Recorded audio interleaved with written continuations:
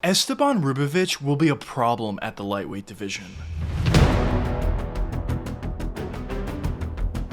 Esteban El Gringo Ribovics!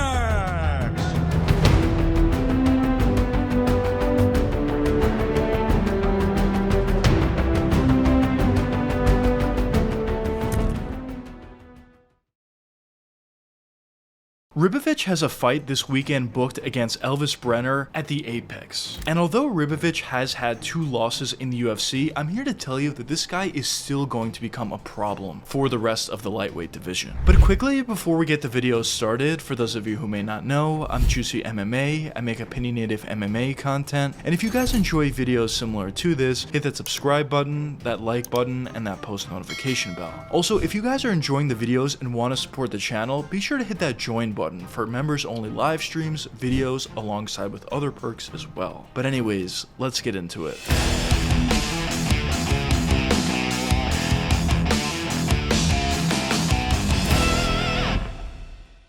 When you talk about Esteban Ribovics, he's obviously pretty new to the company. He got to the company in 2023, losing his first fight via decision. But ever since then, he was able to put on a pretty nice 3-fight win streak, beating Kirk by decision, beating Terrence McKinney by a 37-second knockout, beating Daniel Zellhuber via a split decision, which turned out to be an all-time fight. But most recently, he lost via a split decision once again to Hasbarath. So certainly, although it hasn't been that long of a career, a UFC career for Esteban Ribovics, there has been a lot of good, but at the same time, there also has been some bad. So a question that some of you may be wondering at this point is, why do I think Ribovics is going to be a problem at the lightweight division? Well, in my opinion, this comes down to a couple different factors, but the first and main factor comes down to physicality. Now, I know I talk about physicality a lot on my videos, but before we get into specifically Esteban Ribovics, let's quickly get into what physicality means to me and why I think it's so important. So when I talk about guys that are super physical, I'm really talking about a couple of different things. I'm talking about a guy's ability to hit really hard and get knockouts alongside with his ability to take shots. And I personally feel that guys who are super physical, able to take big shots and are able to land big shots just have a natural advantage over a lot of other fighters. When you look throughout the rankings and when you look throughout a lot of the champions we have in the men's weight classes, most of them are very physical. The one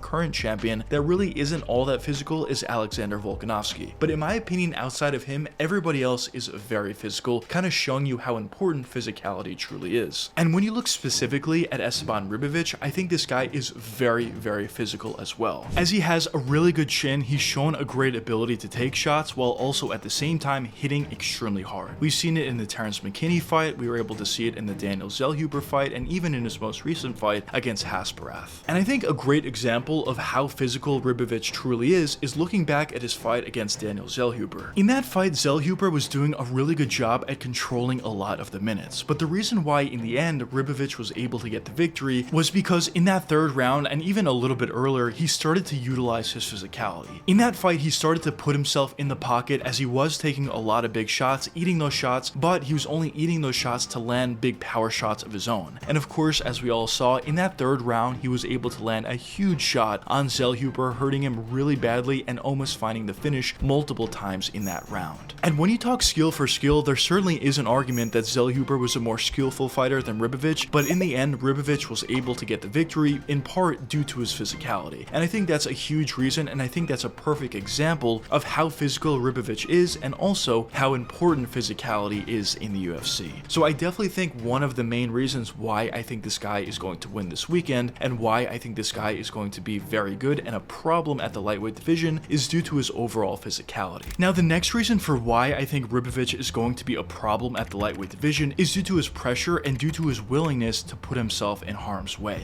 Now, when you talk about a lot of good fighters, Dustin Poirier is a perfect example of this, a guy who just retired. Guys who are willing to put themselves in harm's way to land a big right hand of their own or land a big shot of their own are typically guys that turn out to be some of the better fighters in the sport, especially if they have a great chin. And I think Ribovics is just one of those guys. In this fight, once again, talking about his fight against Zellhuber, he showed a great ability to put himself in the fight fire. Even in his fight against Hasparath, he was getting tagged up quite a bit, but he continuously put himself in a position to land his own shots, and even in that fight, although it was a split decision loss, Ribovics had a lot of success, hurting Hasparath pretty significantly in that fight, almost finding a finish there, and at the end of the day, making the fight pretty close in the end. So on one hand, you would like to see Ribovics or other fighters like him not take all that many shots, but on the other hand, it is great to see that Ribovics is very willing to throw himself in the fire to land big shots of his own, because as I touched upon in my last point, he is very physical. He can take shots well and he can hit really hard. And if he's able to land one or two really big right hands or a right hand and a left hook, he's most likely going to be able to find a lot of finishes. Now the next and last point for why I think Ribovics is going to be a problem at the lightweight division is due to his boxing, specifically his interior boxing. Because obviously, as I mentioned before, Ribovics is very physical. He's also willing to put himself in harm's way to land a big shot, but all that wouldn't really matter if he didn't have any individual skill. But one great thing that Ribovics is able to do on the feet is he does do a good job at getting on that inside boxing range, putting combinations together, and eventually landing a pretty big shot. Of course, we haven't seen Ribovics too much in the UFC thus far, and we haven't really seen him go up against any super high level of competition, but in those few fights that we have seen him in, he's done a great job in essentially all of his fights at getting on that inside boxing range, putting punches together in combination, and eventually landing a big shot. As I said before, he was able to do that in his fight versus